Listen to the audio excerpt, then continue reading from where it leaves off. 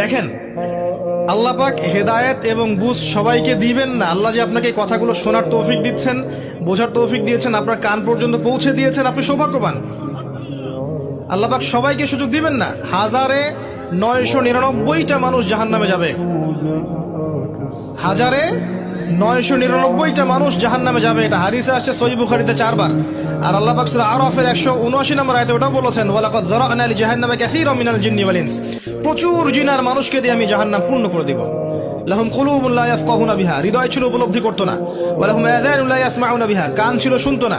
ওয়া লাহুম আ'য়ুনুন লা ইবসিরুনা বিহা, চোখ ছিল দেখতো না। উলাইকা কাল আনআম, এরা ছিল গবাদি পশুর মতো। বাল হুম আদাল, বরং তার চেয়ে নিকৃষ্ট। উলাইকা হুমুল গাফিলুন। একই ক্যালকুলেশন, 1999 জন মানুষ জাহান্নামে যাচ্ছে। তো আপনি সৌভাগ্যবান, কারণ এই কথাগুলো আপনার পর্যন্ত পৌঁছেছে।